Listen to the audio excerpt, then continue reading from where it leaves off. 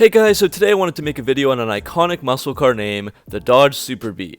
The Super Bee name was first produced by Dodge from 1968 to 1971, before finding its way to Mexico during the 1970s, and then the name was resurrected for the Dodge Charger in the late 2000s and early 2010s.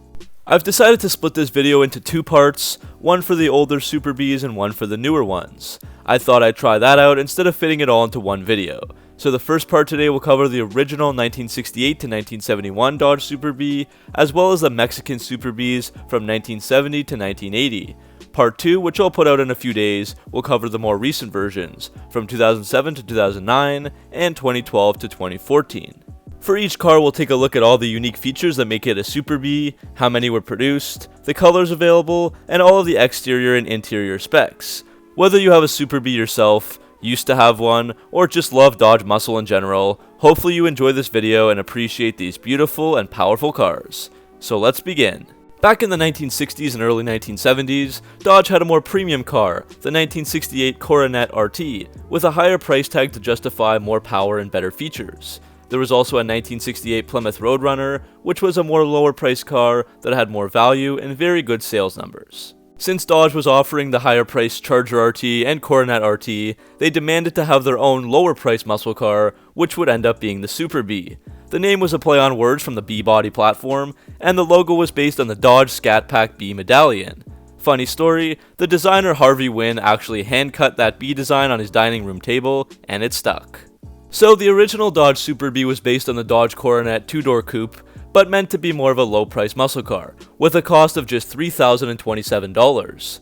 The Dodge Coronet Super Bee was rushed out during the 1968 model year. It had two engine choices for that year, either the same 335 horsepower 383 V8 as the Roadrunner,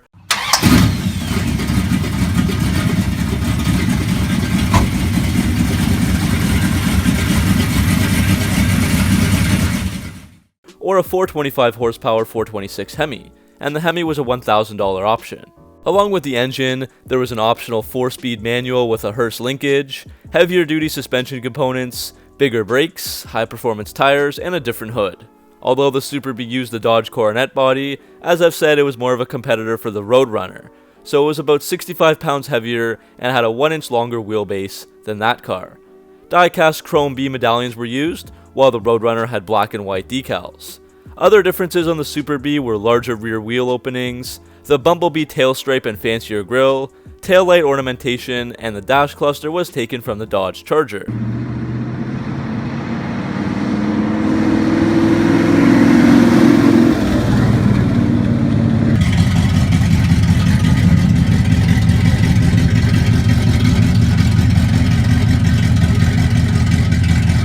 While 1968 offered just a coupe, 1969 would add a hardtop version and an optional twin-scooped air induction hood that was called the Ram Charger. This was functional and standard on the Hemi, and it was a similar offering to the Roadrunner's Coyote Duster air induction hood. Also added was another engine choice, a 440 6-pack, so the 6-pack meaning 3 2-barrel Holley carburetors, with 390 horsepower. This new engine was meant to slot in between the standard 383 Magnum and the 426 Hemi, and it was an option that cost $463. There was no 440 Magnum offered on the Super Bee, as that was reserved for the Coronet only.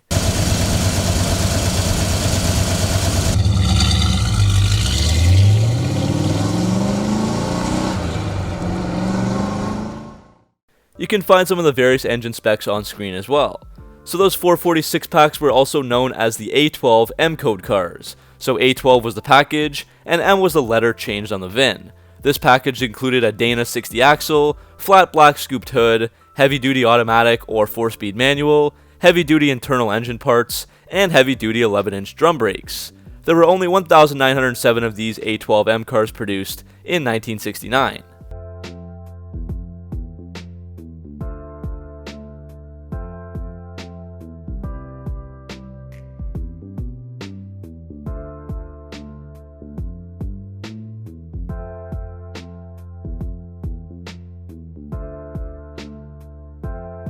For 1970, the Super Bee got a redesigned front end that featured a completely new dual oval grille. The Dodge PR team called it Bumblebee Wings, but it was a look that disappointed many, and sales fell as a result, which we'll take a look at in a minute.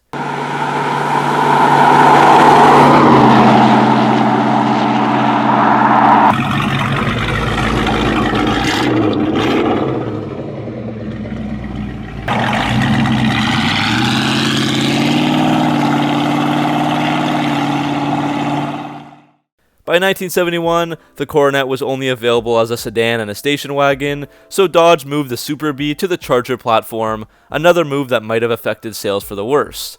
Dodge already had their Charger RT, so the Super Bee had to be the lower priced offering.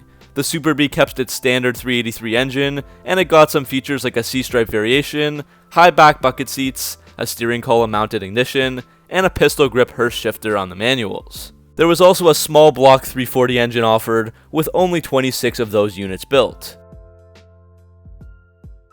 It was hard to find any sales data for this Super Bee, but it didn't do nearly as well as the Roadrunners or Coronets. In 1968, there were over 7,700 Super Bees sold with the 383 engine, but just 125 with the 426 Hemi. In 1969, Dodge made around 28,000 Super Bees, in contrast to the 84,000 Roadrunners and 196,000 Coronets. The majority of those, of course, were the 383 again, with 1,907 446 packs and just 166 426 Hemis.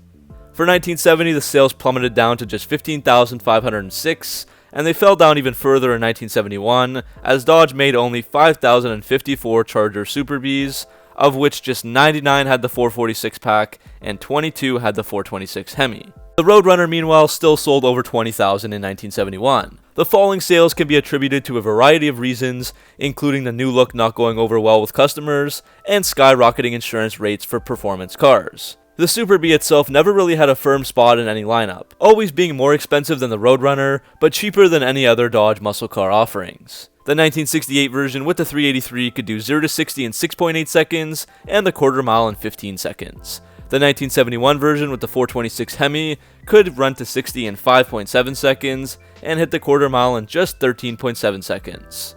Thus, the Super Bee became the budget supercar for those that wanted an ultra-high performance daily driver that could also tear it up at the track on weekends for just $3,000.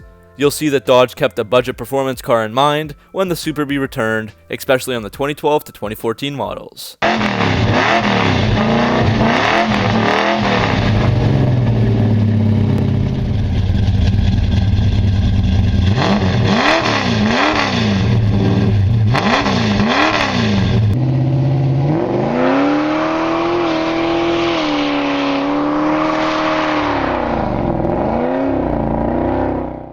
Interestingly, Mexico got a Super Bee for some time after it left the United States.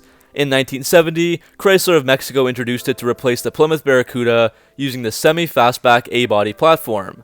This model was basically the same as the Plymouth Duster, known as the Valiant Duster in Mexico, with the addition of side striping and the Super Bee decals. The Super Bee would get the 318 V8 engine with 270 horsepower and a 4-speed auto or 3-speed manual from 1970 to 1974, and for 1975 and 1976, it got the 360 V8 engine instead with 300 horsepower. Both of those engines were actually more powerful in Mexico rather than the US due to less strict anti-pollution laws. In 1971, the Super Bee grille was changed up by using one from the Dodge Demon. By 1973, it was using the front end of the Dodge Dart, and for 1976, the last year of the A-body cars, there was a Plymouth grille used. In the fall of 1975, Chrysler introduced the F-body cars for the 1976 model year, and Chrysler of Mexico continued using the old model names after they had been dropped in the US. So the new generations of the Dodge Aspen and Plymouth Volare were sold in Mexico as the Dodge Dart and Valiant Volare, while the sportier version carried the Super Bee nameplate again as the Valiant Super Bee. Both were kind of a mashup of the American vehicles, as the Mexican Valiant used the Volare rear end and Aspen nose, while the Mexican Dart used the Volare nose and Aspen rear end. The Valiant was available as a two-door sedan and had the 225 slant 6 standard, while the Super Bee had the same 360 V8 engine and transmission as before. The Super Bee also got wider sports wheels, front spoiler, and a Trans Am rear spoiler with Super Bee writing. For the 1980 model, it got a new front end with rectangular headlights, and it would finally get replaced after that by the Dodge Magnum. So that's where we finish off this video. Hopefully you guys enjoyed going through the history of the Dodge Super Bee as much as I did. Remember, this one is part 1. Part 2 covers the 2007 to 2014 Super Bee versions. Let me know if you guys have a Super Bee in your garage down in the comment section below. Thanks for watching, make sure to like and subscribe if you're new to the channel, and I'll see you in the next video.